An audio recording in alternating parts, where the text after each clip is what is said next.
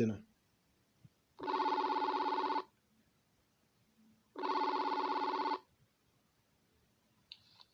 Allô? Allô? Bonsoir, cher frère. Bonsoir, cher frère. Comment ça va? J'espère que vous allez tous bien. Par la grâce de Dieu, très bien. tout va très bien, grâce à Dieu. Donc, j'espère que tous nos maos se portent bien. Oui. Oui. Ok, donc, bonsoir à tous nos maos, bonsoir à tout le monde, bonsoir, chers élèves de la classe, et bonsoir à toutes les personnes qui ont quand même pris de leur temps pour pouvoir nous écouter aujourd'hui. Donc, chers frères, mon intervention d'aujourd'hui va se scinder en 3 séquences. Donc, il y a le volet l'assassin au visage d'enfant. Et après, je parlerai de la masse salariale de l'État de Côte d'Ivoire. Donc, j'ai mis un lien. C'est un document qui est très, très important. Il s'agit des projets de loi des finances du budget de l'État de l'année 2021-2022, on dirait. Je ne me trompe pas. 2021-2023. Donc, pour faire rapidement. Oui. Ouais, 2021-2023, pardon. Et c'est un document de 113 donc, pages. Ouais, de 113 pages, mais je vais plutôt parler de la masse salariale aujourd'hui. Ok, il n'y a pas de problème. C'est-à-dire, qu'est-ce que l'État dépense, qu'est-ce que l'État prévoit dépenser de 2021 jusqu'à 2023 au niveau de son personnel, des gens qui sont sous sa responsabilité. Donc, pour faire rapidement, chers frères, vous voyez un peu l'assassin au visage d'enfant, chers frères. C'est une personne qu'on a laissé grandir comme un cancer. Tu vois, la maladie qu'on appelle le cancer, c'est quelque chose qui commence tout doucement. Et puis, à un bon moment, il s'installe très bien dans le corps. Et après, maintenant, on commence à parler de phase 1, phase 2, jusqu'à on arrive à phase terminale. Donc, pour me prononcer sur ce sujet, je vais prendre quand même différents événements qui se sont passés dans la nation ivoirienne. Bon, mes interlocuteurs ont déjà parlé de certains événements. On commence déjà même par la rébellion. Lorsque des fils dignes se sont levés au nord du pays pour pouvoir défendre la dignité de leurs parents, ce dernier-là, il est rentré dans ce combat-là. Donc, quand il est rentré dans ce combat, nous tous, on sait comment ça s'est terminé. Ça s'est terminé avec des assassinats. Ça s'est terminé avec... ce combat-là a été vendu à Babo Laurent. Donc, c'est ce qui a fait que vraiment, les fils du Nord ont beaucoup souffert dans cette histoire-là. Ce dernier-là encore, il intègre le gouvernement du président Alassane Ouattara. Et même moi, je ne sais même pas comment est-ce qu'il a essayé. Donc, avant d'intégrer le gouvernement du président Ouattara, il a intégré le gouvernement de Laurent Gbagbo. Il a essayé de monter haut les enchères de telle sorte à se faire une place. Et en se faisant cette place-là, les gens qui voyaient très bien dans son jeu ont été tout de suite éliminés.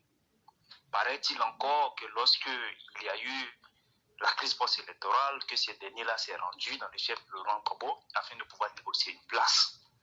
Paraît-il encore que ça ne lui a pas été accordé, raison pour laquelle il s'est retrouvé au Golfe. Au Golfe Hotel, il avait encore son plan. Il avait toujours tant de plans machiavéliques.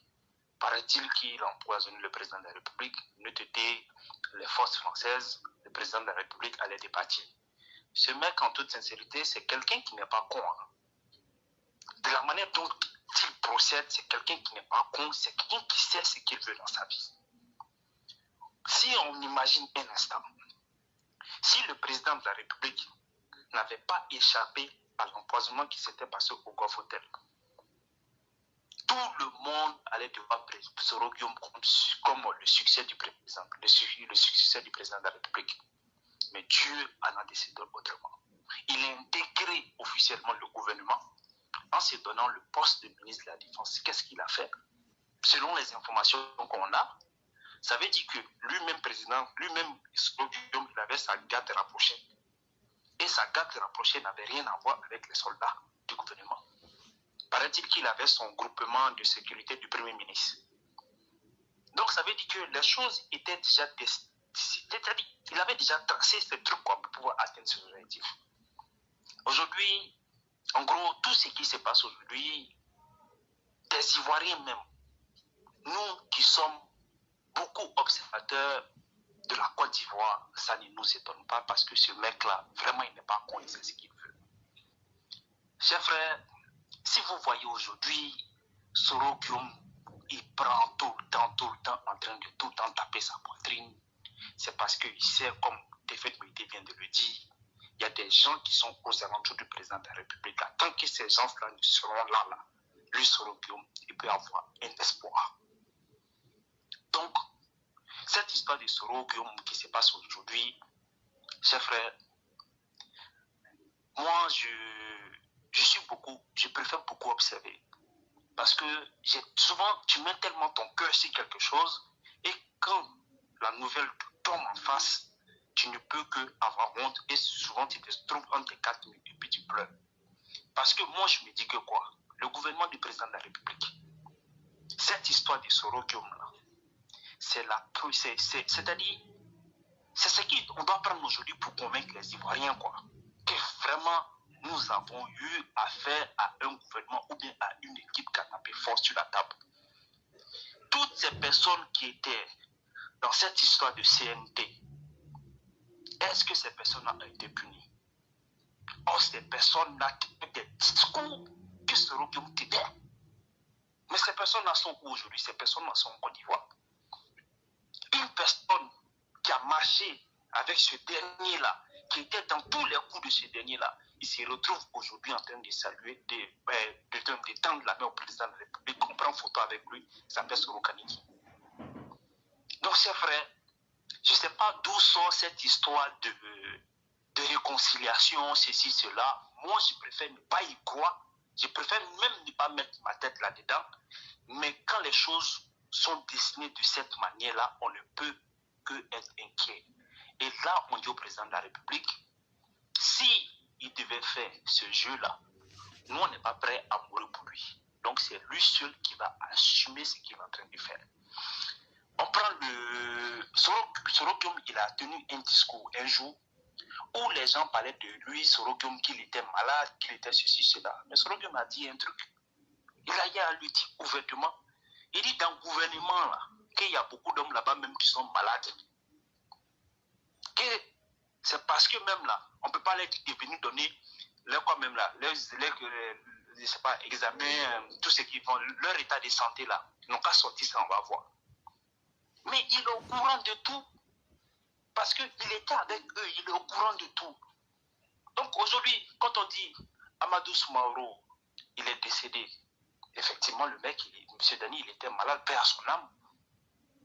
Il savait qu'il y a le cœur de notre cher père qui a été changé. Quand il ne se porte pas bien, Soro Guillaume, il est au courant. Donc là, le mec, là, il sait sur quoi il compte. Donc c'est au gouvernement aujourd'hui de nous montrer que cette histoire de Soro Guillaume, là, ils peuvent régler ça.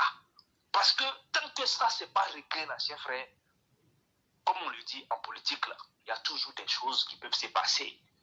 On ne peut pas exclure une négociation. Mais, de fait, il a dit un truc. Si négociation a lieu d'être, ça veut dire que c'est Soro Guillaume qui a gagné. Et puis, ces cyberactivistes, ils imposent au président de la République à travers des vidéos, moi-même j'ai décidé de ne plus le suivre, que c'est le président de la République qui doit venir négocier avec Soro Guillaume.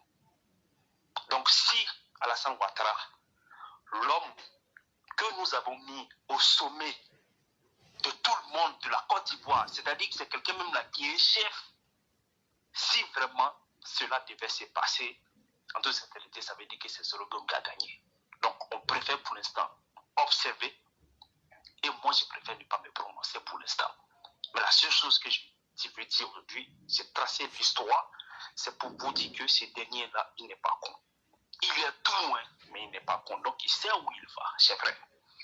Maintenant, pour parler de... Vous voyez, il y a le frère Soundiata le Conquérant qui a relevé un certain nombre de problèmes. Les problèmes que Soundiata a relevés, cela veut dire que tout ne va pas bien au pays. Tout ne va pas bien au pays. Il y a énormément de boulot à faire. Donc ça veut dire que sur ces 15 dernières années-là, la Côte d'Ivoire a été embellie. Mais est-ce que, au niveau même valeurs humaines, transformer l'Ivoirien pour qu'ils soient en phase avec ce développement-là. Est-ce que ça a été effectué? Moi, je dirais non. Parce que on ne peut pas avoir un tel désordre qui accompagne tout ce développement qui est en train de se faire. Et moi, je peux vous le dire aujourd'hui, chers frères, tout le développement qui est en train de se faire aujourd'hui en Côte d'Ivoire, c'est parce que le président de la République, il a été un moment premier ministre de la Côte d'Ivoire. Donc, il savait où ces projets-là, il les avait laissés. Et en tant que chef d'État, aujourd'hui, lui vient reprendre ces projets-là pour pouvoir continuer. Et à tout ce dont nous assistons en Côte d'Ivoire, là, moi, je ne sais pas, hein, mais je suis sûr d'une chose, c'est le président de la République seul qui fait toutes ces choses-là. C'est lui seul, il connaît le financement. C'est lui seul, il sait où il faut prendre telle route à telle route parce qu'il a joué le rôle du premier ministre. Tous les ministres que vous voyez auprès du président de la République, c'est des personnes qui ne savent absolument à rien. Raison pour laquelle vous voyez que le président de la République est en train de tout le temps se débattre tout seul parce qu'il a exercé la fonction de premier ministre en Côte d'Ivoire. Et quand on exerce une fonction en tant que premier ministre et que lorsque on a occupé la tête des institutions bancaires comme le FMI, ça veut dire qu'eux, ils sont sur des projets à long terme, des projets sur 30 ans, des projets sur 40 ans. Donc aujourd'hui, c'est ce que le président de la République est en train de faire pour les Ivoiriens. Raison pour laquelle tout le temps nous disons qu'il n'y a aucun ministre, à part le ministre de la Défense qui joue son rôle, il n'y a aucun ministre qui participe à la transformation de la Côte d'Ivoire. Il n'y a que le président de la République. Et ça, moi je veux qu'une personne vienne me prouver le contraire. Il n'y a que le président de la République qui travaille. Donc ça veut dire que dans le gouvernement, ils sont combien? Ils sont 30, mais il y a 2 personnes. Le président de la République et son petit frère, même le premier ministre là, il est là juste pour le décor. Maintenant, chers frères, le problème auquel nous assistons aujourd'hui, Sundiata a parlé de manque d'eau. Sundiata a parlé des nouveaux quartiers qui sont en train de créer. Sundiata a parlé également des difficultés que ces propriétaires de tricycles-là, ils avaient afin de pouvoir avoir, les documents administratifs leur permettant de mettre ces tricycles-là en route. Mes chers frères, la Côte d'Ivoire, on est tout le temps dans des procédures administratives comme si on était en 1970. Vous avez donné une solution. Est-ce qu'il n'existe pas des mairies dans ces différentes villes-là ou bien des sous-préfectures dans ces différentes villes-là? Ça fait plusieurs fois on est en train de parler ici de responsabiliser les collectivités territoriales. Vous avez décidé de transférer certaines compétences administratives à des collectivités territoriales. Aujourd'hui, le fait qu'on assiste à une démographie galopante de la Côte d'Ivoire, ça veut dire qu'il y a d'autres besoins qui n'étaient pas prévus dans les années 1970. Mais pourquoi on n'adapte pas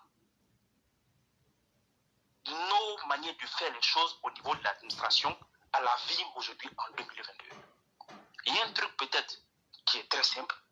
Vous avez eu à le dire, c'est de développer les outils informatiques. Ok, ils vont dire non, les parents qui sont là-bas, ils ne maîtrisent pas outils informatiques, ils ne maîtrisent pas ceci, cela. Ok, il n'y a pas de souci. Je vais prendre un exemple très rapide en France. En France, quand tu dois acheter une voiture, là où tu vas acheter la voiture, là, si c'est un véhicule, même si c'est un véhicule d'occasion que tu dois acheter, la concession là où tu as acheté le véhicule là, la concession là, ils doivent inclure dans le prix du véhicule la carte grise de ton véhicule.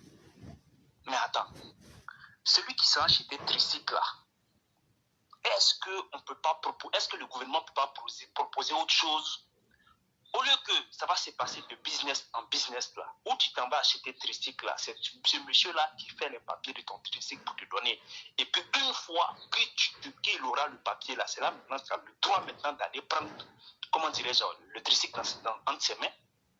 Donc là, pour pouvoir prendre aujourd'hui un véhicule, quand tu achètes un véhicule, si toi tu dois aller prendre ton tricycle ou bien ton vélo, il faudrait que tu apportes l'assurance pour dire ok, il n'y a pas de souci, j'ai l'assurance. On vérifie des documents administratifs avant de donner un véhicule. Mais tout ça, ce n'est pas fait. Donc aujourd'hui, c'est de permettre aux Ivoiriens de perdre du temps dans les procédures. Parce que plus la procédure est longue, les Ivoiriens sont victimes de corruption. Parce que c'est là que les gens se sentent à l'aise. La preuve est que quoi? Quand ils décident d'informatiser un système d'une société en Côte d'Ivoire, les Ivoiriens, ceux même qui sont dans la société-là, ils se sentent mal à l'aise parce que ça vient être un frein à leur corruption. Donc, en gros, ce que vous avez dit, c'est vrai, chers frères. En Côte d'Ivoire, si le système perdu comme ça veut dire qu'il y a certaines personnes qui y gagnent là-dedans. Et les premières personnes qui y gagnent là-dedans, moi je trouve que c'est le gouvernement et c'est l'administration ivoirienne. Parce qu'on ne peut pas comprendre comment il y a certaines personnes, quand tu regardes leur fiche de paye en Côte d'Ivoire, toi-même tu es étonné par les biens qu'ils ont. Donc ça veut dire qu'en gros, les gens ne prennent pas de grandes décisions pour pouvoir faire avancer les choses. Et nous allons toujours décrire jusqu'à ce que la mort vienne prendre notre âme. Parce que c'est ce qu'on veut que ça soit réalisé en Côte d'Ivoire. Mais les gens ne prennent pas de décisions, c'est vrai. Dans un pays, je ne vais pas cesser de le dire, on a le président de la République et on a les autres institutions du pays. Donc en Côte d'Ivoire aujourd'hui, quand on regarde, il n'y a que le président de la République qui fait le bon travail. Les autres institutions, ils sont là pour se mettre de l'argent dans la poche. Chers frères, je vais partir sur le cas du gouvernement, de l'Assemblée nationale. L'Assemblée nationale, chers frères, c'est le frein du développement de la Côte d'Ivoire. Moi, je dis ma conclusion aujourd'hui. Parce que quand tu regardes, c'est 200 ou 243 députés qui sont là-bas. Ils ne sont pas là-bas pour défendre les intérêts de la population comme ils le disent. Ils sont là-bas pour leur business. Ils sont là-bas pour leur argent. La preuve est que quoi? Ils se sont organisés par groupement parlementaire. Et par groupement parlementaire, là, qu'est-ce qu'ils gagnent? Moi, je ne sais pas trop, mais j'ai l'impression que quand par groupement parlementaire, il y a de l'argent qui est donné pour financer encore plus les activités politiques de ce groupement parlementaire-là. Mais est-ce que même l'argent qu'on leur donne là, est-ce qu'ils se mettent en tête qu'il y a la population qui doit quand même bénéficier un tant soit peu du financement qu'on fait au niveau des groupements parlementaires? Et la preuve, c'est Soro Kaniki. Quand Soro Kaniki t'explique comment lui, il a approché Guillaume Soro pour qu'il puisse mettre en place un groupement parlementaire, c'était même pas dans l'intérêt des Ivoiriens. C'était dans leur intérêt égoïste. C'est là que tu te rends compte que ces derniers-là, ils se foutent de nos gueules, ils se foutent de la population ivoirienne. Quand il s'agit des élections législatives, ils viennent, non, nous on va voter des lois, on va faire ceci, cela, mais ils ne votent absolument rien. Et le témoignage de Soro Kaniki est une preuve de ce qui passe à l'Assemblée nationale. Moi, je ne peux pas comprendre. Avec toutes ces indemnités que ces députés-là ont, avec tout l'argent qu'on leur donne, même un site internet de l'Assemblée nationale, ça n'existe que du nom. Pendant que c'est des milliards qu'on leur donne tout le temps. Même s'il faut faire semblant de travailler, mettre un site internet pour que vraiment les Ivoiriens puissent s'informer sur le déroulement des lois, quelles sont les lois à venir, même s'il faut faire peut-être une proposition de loi dans tel secteur d'activité, laisser un truc, mais ça n'existe pas. Or, les grands pays là, ils ont quand même s'ils n'ont rien, ils ont quand même une chaîne dédiée à l'Assemblée nationale. Et là-bas, tu vois des vrais débats. Tu vois les gens en train de parler, les gens en train de défendre les intérêts d'abord de ce pays-là ainsi que de leurs citoyens. Mais nous, en Côte d'Ivoire, ça n'existe pas. Nous avons des députés qui sont là pour essuyer les bancs. Quand on dit lever les mains, ils lèvent les mains. Donc, il n'y a que vraiment le président de la République à féliciter dans tout ce qui a été effectué là. Sinon, tout le reste, vraiment, ils ne savent absolument rien.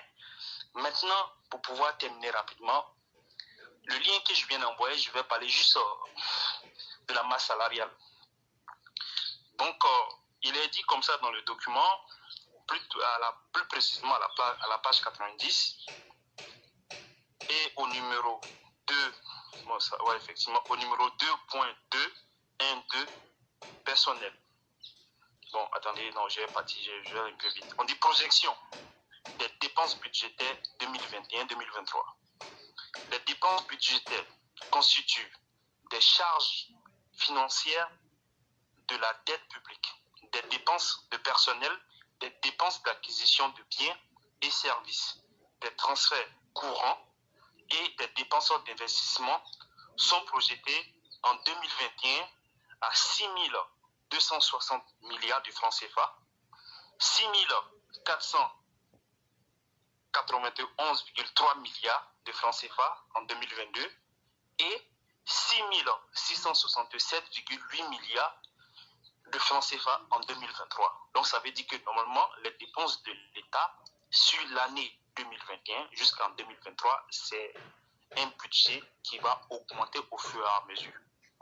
Maintenant, ce qui concerne les charges financières de la dette, les charges financières de la dette publique sont prévues à 802,5 milliards de francs CFA en 2021, à 880 milliards de francs CFA en 2022 et à 909,2 milliards de francs CFA en 2023.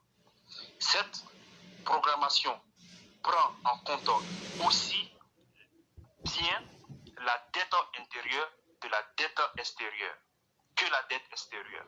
Au titre de la dette intérieure, le règlement de ces charges est programmé à 322,6 milliards de francs CFA en 2021 et puis 399,9 milliards de francs CFA en 2022 et 432,5 milliards de francs CFA en 2023. Cette partie-là m'intéresse beaucoup, c'est ce qu'on appelle la dette intérieure. Donc ça veut dire que tous les fournisseurs de l'État qui ne sont pas payés, d'ici, normalement, si tout se passe bien, d'ici qu'ils vont dire fin 2022, normalement, vous devez avoir votre argent.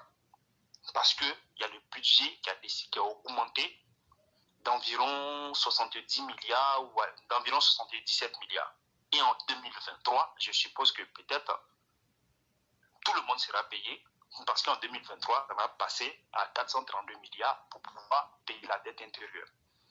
Quant à la dette extérieure, ces charges sont prévues à 479,9 milliards de francs CFA en 2021, 480,1 milliards de francs CFA en 2022 et 476,7 milliards de francs CFA en 2023. Maintenant, ce qui m'intéresse le plus, c'est au niveau du personnel. Parce qu'il est important de savoir exactement, dans le budget des 9 000 milliards, là, il est important de savoir la charge même, la masse salariale de l'État de Côte d'Ivoire, exactement, ça s'élève à combien? Donc, il est dit dans le document que la masse salariale sur la période 2021, 2022, 2023 est programmée respectivement à 1831,4 milliards, ça c'est pour 2021, et à 1947,6 milliards de francs CFA en 2022 et 2024,4 milliards de francs CFA. Tout ce que je cite là, c'est 100 milliards, il n'y a pas de millions là-dedans. Cette fois-ci, j'ai fait très très attention pour ne pas me tromper. Et c'est excusez-moi, représentant en moyenne 3,5% des recettes fiscales. Donc ça veut dire que tout cet argent-là, que l'État va dépenser, ça représente 3,5% de tout ce que l'État a gagné. Donc en gros, tout ce que l'État gagne, l'État prend 36,5% pour payer ses salariés, c'est-à-dire les fonctionnaires. Ces projections sont basées, représentent 36,5% des recettes fiscales, y compris les recettes affectées, soit 37,9% en 2021, 36,7% en 2022 et 35% en 2023. Donc on constate qu'au fur et à mesure, sur l'année 2021, 2022, 2023, ça veut dire que dans les recettes fiscales de l'État, la base salariale on a le pourcentage un peu qui chute, parce qu'en 2023, vraiment, je ne sais pas si il y aura moins de recrutement. Mais en 2023, la masse salariale va représenter que 35% des recettes fiscales. Ces projections sont basées sur les acquis de la stratégie de maîtrise de la masse salariale 2014-2020. Donc, en gros, il y a une stratégie qui a été mise en place pour pouvoir maîtriser la masse salariale en Côte d'Ivoire et ça a commencé depuis 2014. Pour rappel, cette stratégie a permis la mise en place d'un dispositif assurant une évolution contrôlée de la masse salariale afin de garantir à moyen et long terme le respect du critère de convergence de l'UEMOA fixé à 35% des recettes fiscales. Donc ça veut dire que des études ont été menées. Donc tout l'argent que la Côte d'Ivoire gagne, si on devait prendre ça uniquement pour payer les fonctionnaires, la Côte d'Ivoire n'allait pas s'en sortir. Donc en gros, après les études, tout l'argent qu'on gagne, minimum, le maximum qu'on doit utiliser pour payer les fonctionnaires, c'est 35%. C'est maintenant qu'en lisant ce document-là, je comprends pourquoi dans les pays occidentaux, lorsqu'un président de la République il est candidat aux élections présidentielles, il affirme haut et fort que si lui devient président de la République, il va diminuer le nombre des fonctionnaires. Parce que les fonctionnaires, vraiment, ils prennent énormément sur le budget des recettes. Bon, sur le budget du pays, en gros, ça veut dire aussi sur les recettes que le pays gagne. Maintenant, les projections de la masse salariale pour la période 2021-2023 intègrent également. Donc, ça veut dire que le fait d'avoir prévu cette masse salariale-là, de 2021 à 2023, on a constaté qu'il y a une augmentation peut-être de la masse salariale. À un moment, ça va diminuer. Donc, c'est maintenant ils vont expliquer pourquoi on a cette variation-là au niveau du pourcentage de la masse salariale dans les recettes qui gagnent la Côte d'Ivoire. Les projections de la masse salariale pour la période 2021-2023 intègrent également les besoins nouveaux de recrutement du secteur éducation-formation dans le cadre du programme de scolarisation obligatoire. Ok, mais jusqu'à présent, il y a des gens qui se plaignent en Côte d'Ivoire. Ça fait 6 mois, ils ne sont pas payés. Ça fait 8 mois maintenant, ils ne sont pas payés. Le recrutement d'un agent pour 2 sorties de carrière dans les secteurs autres que ceux de l'éducation, formation et de la santé.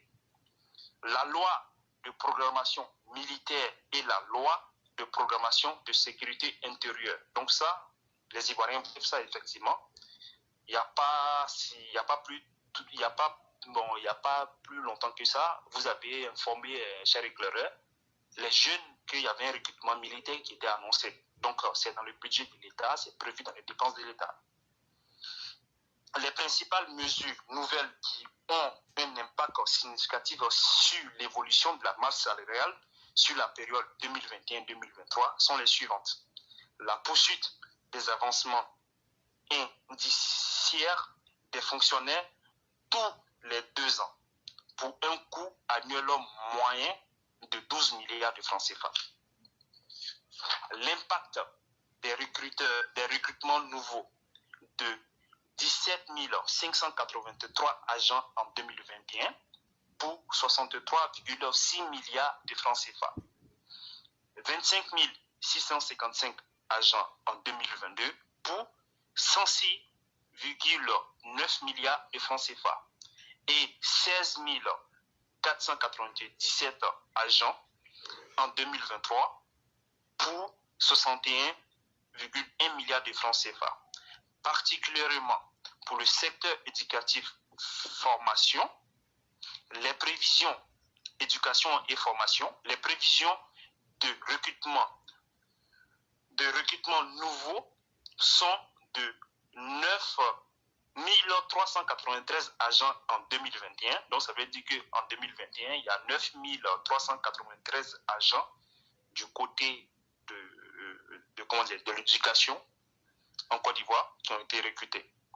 Et il y avait le budget déjà qui était pour eux, et le budget il était à 44,2 milliards de francs CFA. Donc ça s'est fait en 2021. Et 17 262 260 agents en 2022 pour 86,6 milliards de francs CFA, dont l'intégration en qualité de fonctionnaire de 10 300 enseignants contractuels. Donc tout le temps, nous sommes en train de parler des 10 300 enseignants qui ne reçoivent pas leur argent, mais ça veut dire que c'est déjà budgétisé, tout est déjà là. Mais pourquoi ces derniers-là, ils n'ont pas leur argent? Donc on ne sait pas qu'est-ce qui se passe. Or, l'État a écrit noir sur blanc qu'il y a 10 300 enseignants qui seront en contrat dans le cadre de la mise en œuvre du programme social du gouvernement 2018-2022 et 8089 agents en 2023 pour 40,6 milliards de francs CFA. Donc, en gros, on décide de recruter des enseignants. On dit qu'on a besoin de 10 300 personnes. Il y a le budget déjà qui est déjà là. Et là, on s'apprête encore à procéder à un recrutement d'enseignants pour 2023. Et même l'argent est déjà prévu dans le budget. Mais pourquoi ces derniers-là, ils n'ont pas leur argent? Donc vraiment, on se pose énormément de questions si la Côte d'Ivoire, là, c'est piloté pour aller en avant ou bien c'est piloté par en arrière. La poursuite en 2021, 2022 et 2023 pour un coût annuel moyen de 3 milliards de francs de la promotion des fonctionnaires du grade A4 au grade supérieur, c'est-à-dire grade A5, A6 et A7, débuté en 2014. Donc du coup, notre masse salariale aussi, ça va prendre peut-être un surplus parce que dans le système des grades, il y a des gens qui vont passer maintenant d'un grade inférieur à un grade c'est ça effectivement. Voilà. Donc ça veut dire que ces derniers-là, ils vont évoluer dans leur fonction. Donc quand ils évoluent dans la fonction, ça veut dire que l'État doit te donner encore plus, il y aura plus d'avantages. Maintenant, la répartition de la masse salariale projetée sur la période 2021-2023 affiche une prédominance du secteur de l'éducation-formation. Donc ça veut dire qu'en gros, dans toute cette masse salariale-là, c'est l'éducation en Côte d'Ivoire qui bouffe énormément. Donc l'éducation-formation représente 50,4% en moyenne, qui absorbe plus de la moitié de la masse salariale, mettant en exergue la priorité accordée par le gouvernement à ce secteur afin de disposer de ressources humaines qualifiées et de réduire considérablement le taux d'analphabétisme. Maintenant, il y a un graphique dans le document pour les personnes qui l'ont. C'est écrit graphique 8, répartition de la masse salariale de l'État de 2021 à 2023 par grande fonction. Donc les enseignements, ils prennent 50%. Services généraux des administrations publiques, ils représentent 15% de la masse salariale. Et la santé représente 11%. La défense représente 9%. Ordre et sécurité publique, 8%. Affaires économiques, 2%. Et il y a ce qu'on appelle haute fonction, représente 5%. Haute fonction, là, je me demande c'est qui? Est-ce que ce sont les rentes viagères? Donc, si ce sont les rentes viagères, vraiment, je trouve que peut-être c'est trop. Hein. Je me pose des questions des hautes fonctions, je ne sais pas ça sert à quoi. Mais en gros, c'est un document qui est très, très intéressant. Je vous invite, les élèves de la classe, à vous rendre là, à consulter ce document-là. Et ça va vous permettre de comprendre beaucoup de choses qui se passent en Côte d'Ivoire, sur lesquelles le gouvernement ne communique pas. Moi, je ne peux pas comprendre en toute sincérité un pays comme la Côte d'Ivoire, notre Assemblée nationale, là où se prennent des grandes décisions, même pas un site internet, peut-être même une page Facebook, on ne sait pas. Donc vraiment, ça amène à poser des questions. Souvent, on se dit la Côte d'Ivoire est pilotée en avant ou en arrière. Même si nous aimons le président de la République, s'il y a lieu de faire des critiques, nous allons faire des critiques et ces critiques-là sont construites et peut-être à ce que l'Ivoirien lambda puisse se sentir à l'aise dans son pays. Donc, chers frères, c'est ce que je comptais dire aujourd'hui et je m'en excuse d'avoir pris énormément de temps. Vraiment, merci beaucoup pour cette belle et brillante présentation. Merci pour le boulot que tu as effectué. Et je pense bien que le roi du printemps pourra prendre la parole après. Et ce que tu dis, tu as tellement bien dit. Ça montre, c'est ça, les députés devraient se poser ces problématiques-là et puis demander à ce qu'on explique et puis on télévisait ça et puis on demandait au gouvernement. Quand tu as parlé là, 9 plus 8, ça fait 17. Sécurité et armée là, ça fait 17% de ce budget-là. Alors qu'il y a 5% qui sont là dans le vide, qu'on n'explique pas. L'affaire économique, c'est 2%. C'est des choses qui ne passeraient pas inaperçues à des personnes en face des personnes intelligentes. Et c'est sur ça qu'on attend nos députés. Mettez le gouvernement à l'épreuve et demandez. Mais comme ils sont sous perfusion, chacun d'abord tient à sa petite personne et a peur de perdre un peu ses rentes viagères. Malheureusement, c'est un peu difficile qu'on puisse libéraliser la parole. Mais je crois qu'en présentant ce genre de réalité sur la plateforme, ça va attirer plus de curieux qui vont pousser leur curiosité pour découvrir beaucoup de choses. Vraiment, merci beaucoup pour cette belle présentation. Je vous en prie, cher frère. Okay, ça, vraiment, vous êtes notre source de motivation. Merci beaucoup. On ne lâchera jamais. Merci beaucoup, cher frère. Merci et je vous souhaite un excellent week-end. Merci, merci. Merci beaucoup.